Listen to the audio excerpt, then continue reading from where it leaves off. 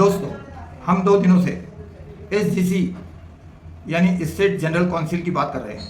Welfare party of India की जानिब से एसजीसी का अरेंजमेंट 22 जून को अकोला में हुआ और इस मौके पर नए अध्यक्ष का चुनाव हुआ और माजी अध्यक्ष ने अपने ख्यालात को जाहिर किया। हमने पिछले 2 वीडियो में इसकी डिटेल डाली है। आज हम पार्टी के राष्ट्रीय अध्यक्ष डॉक्टर कासिम रसूल इलियास साहब, जिन्होंने एसजीसी को एड्रेस करते हुए अपने कीमती ख्यालात और अपनी बातों को सामने रखा और कैडर को मोटिवेट करते हुए उन्होंने ये बताने की कोशिश की कि किस तरह से पार्टी के लिए काम किया जाए और किस तरह से मुद्दों की राजनीति की जाए। तो डॉक्टर कासिम रसूल इलियास साहब, जो पीएचडी है और जिनका सालों का अनुभव है, साथ ही साथ उन्होंने पूरे भारत में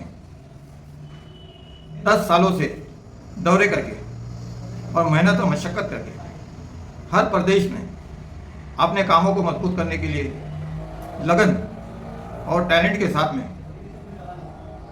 कष्ट किया है। आइए डॉक्टर कासिम रसूल इलियास साहब को सुनते हैं। इंतखाबात का ये मुकम्मल हुआ और हमारे दरमियान के बहुत ही तजुर्बेकार, शुरू से पार्टी से वाबस्ता और पार्टी के लिए बहुत सिंसियर और कमिटेड आदमी ब्रदर अब्दुर्रहमान साहब हैं, हमारी स्टेट के प्रेसिडेंट होता है। ये एक बहुत खुशाइंद बात है। हम समझते हैं कि चंद बुनियादी बातें हैं जो हमारे सामने रहनी चाहिए जब हम पार्टी की बात करते हैं। पहली बात तो ये है कि पार्टी के लिए सबसे बड़ा असेट जो है उसका कैडर होता है। उसका कमिटेड कैडर जो है वो पार्टी का असेट है। कमिटेड कैडर से जो हम चीज टॉप को रखते हैं, ये मेरी फोटो बहुत आ चुकी है, बहुत ज्यादा माजी सारे साहब बैठ गए। तो ये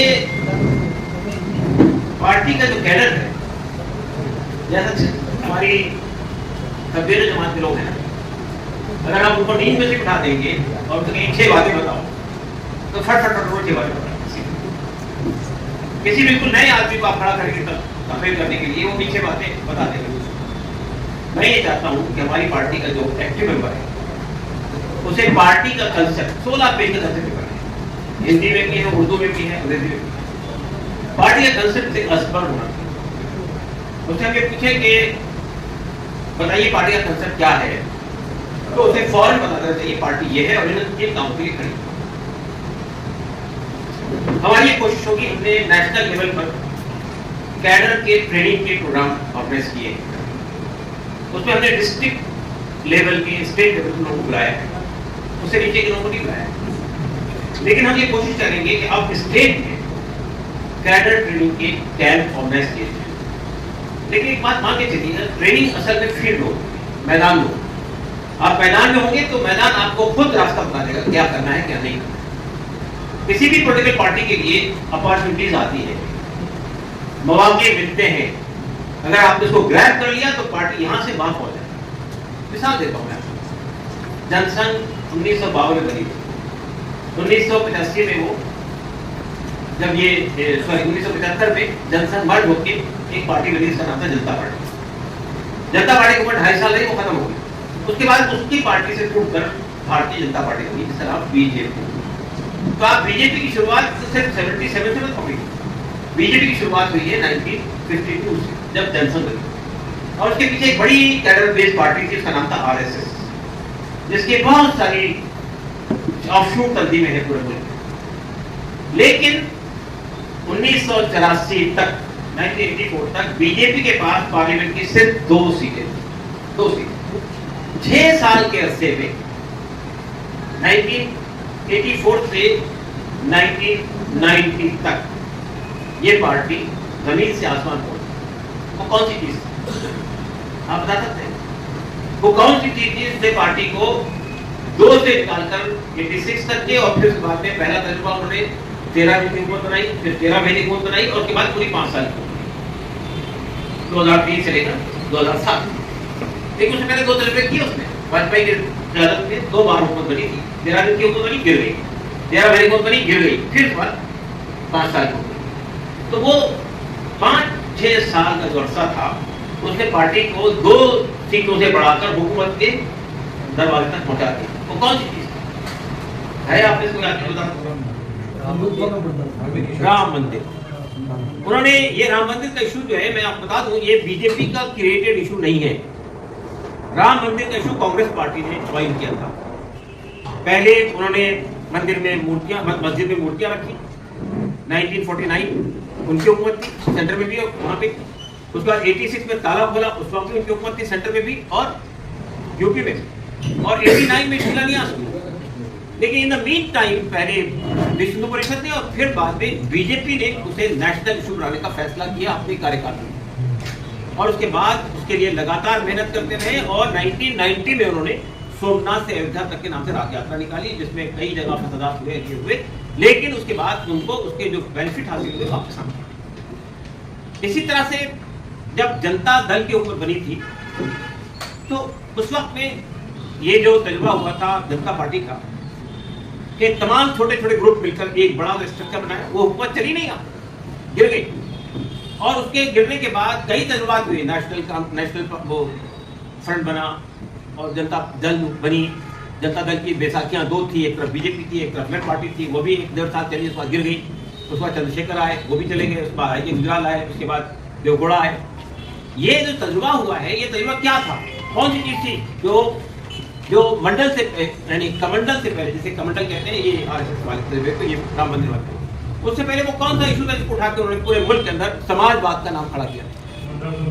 जी, मंडल आयोग बहुत पहले बना था, लेकिन वीपी सिंह ने अब से उसको कॉइन किया और मंडल आयोग के बुनियाद पे ओबीसी रिजर्वेशन लागू किया। तो कोई भी पॉलिटिकल पार्टी को कोई इशू चाहिए जो यहां से उसे उठाकर वहां पहुंचाते। ये बात कि ठीक है, हमको तजुर्बा करना चाहिए लोकल बॉडी में, हमको तजुर्बा करना ही छोटे पैमाने पर, उसके बाद आना चाहिए बड़े पैमाने पर, लेकिन अगर कोई अपॉर्चुनिटीज क्रिएट हो रही है पार्टी के लिए तो उसको ग्रैब करना। वो अपॉर्चुनिटी स्टेट लेवल पे पैदा हो सकती है, वो अपॉर्चुनिटी नेशनल लेवल पे पैदा हो सकती है। आपको उस पर एक, इसी में कह रहा हूं, पॉलिटिकल पार्टी के लोग विजिलेंट रहते हैं, चारों उसके कान आंख नाक सब सूंघते रहते हैं मैदान में। कोई इशू खड़ा हो जिसको बुनियाद बनाना नेशनल लेवल पर, रीजनल लेवल पर आगे बढ़ो। तो इसमें हर आदमी के योगदान होता है। ये नहीं कि सिर्फ सदर साहब सोचेंगे, स्टेट मिशन सोचेंगे, नेशनल मिशन सोचेंगे, बाकी कमेटी सोचेंगे, नहीं, हर आदमी पोटेंशियल पार्टी का कमिटेड लीडर है। तो एक बात तो ये मानते चलिए, आपको ये देखना है कि हमारे लिए कोई एवेन्यू पैदा हो रहा है, कोई अपॉर्चुनिटीज क्रिएट हो रही है, तो कैसे ग्रैब किया। दूसरी बात ये कहनी है कि जो स्टेट लेवल के, अभी नेशनल की बात नहीं करें, आप क्योंकि महाराष्ट्र में बैठे, स्टेट लेवल के बहुत सारे इशूज खड़े होते हैं। उन इशूज पे अगर आपका मौक़िफ़ नहीं आएगा पब्लिक के सामने तो मालूम नहीं वो पार्टी क्या सोचेगी। मिसाल तौर पे आपके स्टेट में मराठा रिजर्वेशन का इशू खड़ा हुआ है, इस वक्त बना हुआ है, बड़ा मुद्दा बना हुआ है। आप कैसे आना चाहिए इसको पर मराठा रिजर्वेशन में आपका मौक़िफ़ क्या है, खुलकर आना चाहिए, तो आप भी उस मेनस्ट्रीम में आएंगे। तो ये ऐसे कई इशूज हैं जो स्टेट लेवल पे भी कायम होते हैं, नेशनल लेवल पे भी कायम होते हैं। हम लोग नेशनल लेवल के ऊपर में हर साल या हर 2-3 साल में एक नेशनल कैंपेन चलाते हैं पूरे किसी बड़े इशू पर। वो काम आप स्टेट लेवल पे कर सकते हैं, कोई बड़ी कैंपेन चलाते हैं। एक बात। दूसरी बात, मैं ये बात पहले भी कहता हूँ, आपने जमाने से भी, उससे पहले भी कहता हूँ, सही जमाने में भी, हमें काम को पूरा फैला देना नहीं चाहिए। ये स्टेट जो है, आपके स्टेट के कितने डिस्ट्रिक्ट हैं? 39 के 39 डिस्ट्रिक्ट में काम करेंगे तो आपके पास रिसोर्सेज बहुत छोटे थे, फैल जाएंगे, कहीं कोई नतीजा नहीं।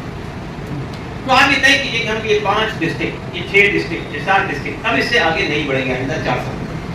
लेकिन इन डिस्ट्रिक्ट के अंदर ग्रास रूट लेवल तक स्ट्रक्चर प्राप्त।